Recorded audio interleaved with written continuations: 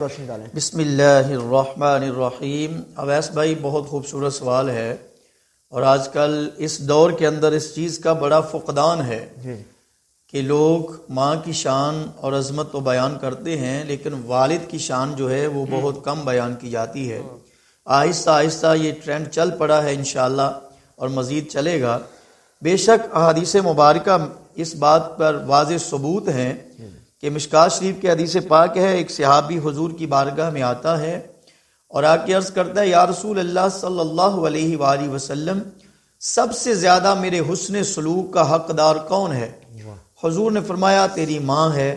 اس نے پھر عرض کیا، یا رسول اللہ، اس کے بعد کون ہے؟ میرے آقا کریم نے پھر فرمایا تیری ماں ہے۔ اس نے پھر عرض کیا، آقا اس کے بعد کون ہے؟ لجپال نبی نے فرمایا تیری ماں ہے۔ اور جب چوتھی بار اس نے عرض کیا، یا رسول اللہ اس کے بعد کون ہے؟ تو کریم آقا صلی اللہ علیہ وآلہ وسلم نے ارشاد فرمایا، ابو کا تیرا باپ ہے۔ یعنی اس حدیث مبارکہ سے بے شک ماں کا درجہ، ماں کا مقام، ماں کی شان وراء الورا ہے، لیکن باپ کا مقام بھی کم نہیں ہے۔ اب دوسری حدیث پاک کی طرف میں آپ کو توجہ دلاتا ہوں، یہ بھی مشکوٰۃ شریف کی حدیث پاک ہے۔ اس دور کے اندر ایک بندہ اگر حج کرنے کے لیے جائے تو اسے کافی سارے لوازمات اپنانا ہوتے ہیں، اپنے کاروبار کو چھوڑنا ہوتا ہے، اپنا وقت نکالنا ہوتا ہے، پیسہ لگانا ہوتا ہے، پھر وہاں جا کے مشقت اٹھانی ہوتی ہے، 40 دن لگا کر پھر وہ واپس آتا ہے۔ تو آپ اگر کسی حاجی سے پوچھیں کہ بتاؤ تم نے وقت نکالا، پیسہ لگایا، محنت کی، کوشش کی، سفر کیا، تو کیا اللہ تبارک و تعالیٰ نے تیرا حج قبول کر لیا ہے؟ سبحان اللہ۔ تو آگے سے یہی عرض کرتا ہے کہ حج کرنا میرا کام تھا، اب یہ قبول کرنا نہ کرنا یہ تو خالق کائنات کا کام ہے، لیکن میرے پاس کوئی قبولیت کی سند نہیں ہے کہ اللہ نے مجھے فرمایا ہو کہ تیرا حج قبول ہے۔ یعنی اتنا کچھ کرنے کے باوجود بھی حاجی یہ وثوق سے نہیں کہہ سکتا کہ اللہ نے اس کا حج قبول کر لیا ہے۔ لیکن کریم آقا صلی اللہ علیہ وآلہ وسلم نے ایک ہمیں حج کے قبول ہونے کی ایسی سند عطا فرما دی ہے کہ جس کو کوئی جٹلا نہیں سکتا۔ حضور نبی اکرم صلی اللہ علیہ وآلہ وسلم نے ارشاد فرمایا، جس نے محبت کی نظر سے، محبت بری نظر سے اپنے باپ کے چہرے کو دیکھ لیا، اللہ تعالیٰ اسے مبرور حج کا ثواب عطا فرمائے گا۔ دیکھیں کتنی خوبصورت بات ہے۔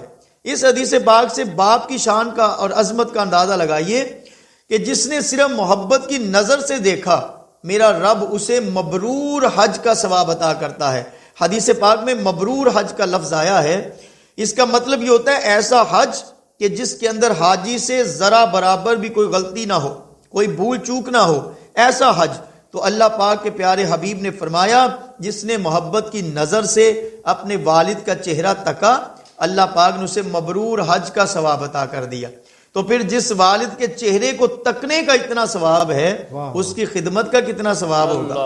ایک نوجوان حضور کی بارگاہ میں آیا، اس نے آ کے عرض کی، یا رسول اللہ میں شکایت کرنا چاہتا ہوں اپنے والد کی۔ میرے آقا کریم نے فرمایا کیا شکایت ہے؟ عرض کی، آقا میں جو کچھ بھی کما کے لاتا ہوں میرا باپ مجھ سے لے لیتا ہے۔ میرے آقا نے ایک صحابی کو بھیجا، جاؤ اس کے والد کو بلا کے لاؤ۔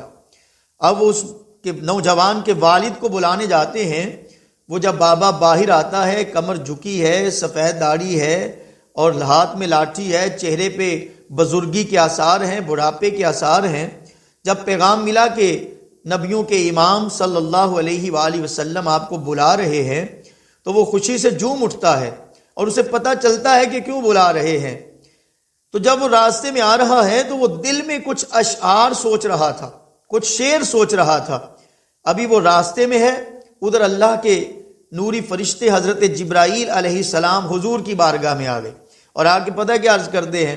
آ کے عرض کرتے ہیں، یا رسول اللہ اس نوجوان کا والد آ رہا ہے، لیکن آپ اس کی بات بعد میں سنیے گا، اس کو بات بعد میں کہیے گا، لیکن سب سے پہلے اس سے پوچھئے گا کہ بابا تو راستے میں جو شعر پڑھ رہا تھا پہلے وہ تو مجھے سنا۔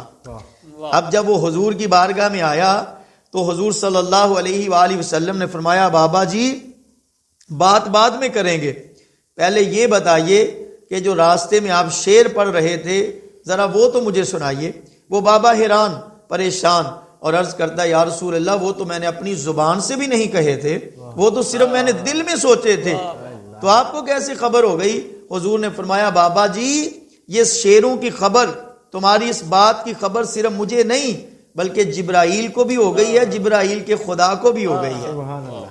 تو جب بابے نے شعر سنائے اس کا مفہوم کچھ اس طرح تھا، اپنے وہ بیٹے کو مخاطب کر کے کہتا ہے کہ جب تو چھوٹا تھا میں طاقتور تھا، میں جو کچھ کما کے لاتا تھا تیرے پہ خرچ کرتا تھا، جب تو بیمار ہو جاتا تھا مجھے یوں لگتا تھا جیسے میں بیمار ہو گیا ہوں، میں تیری بیماری کو اپنی بیماری سمجھتا تھا، جو کچھ بھی کماتا تھا وہ تیرے رہن سہن میں، کپڑوں میں، کھانے میں خرچ کر دیتا تھا۔ آج تو جوان ہو گیا، میں بوڑھا ہو گیا تو میری شکایتیں کر رہا ہے۔ جب اتنی بات کہی تو میرے حضور کا چہرہ سرخ ہو گیا۔ میرے آقا کریم علیہ الصلوۃ والسلام نے، حدیث پاک کا مفہوم ہے، اس نوجوان کے گریبان کو پکڑا اور میرے آقا نے فرمایا نوجوان تو بھی اپنے باپ کا ہے اور تیرا مال بھی تیرے باپ کا ہے، تیرا باپ تجھے منڈی میں فروخت بھی کر دے تو شکایت نہیں کر سکتا ہے۔ تو محترم ناظرین یہ والد کی شان ہے، ماں کی شان بھی اپنی جگہ، باپ کی شان بھی براء البراء ہے۔ المختصر کہ یہ دونوں ہستیاں عزت کے لائق ہیں، احترام کے لائق ہیں۔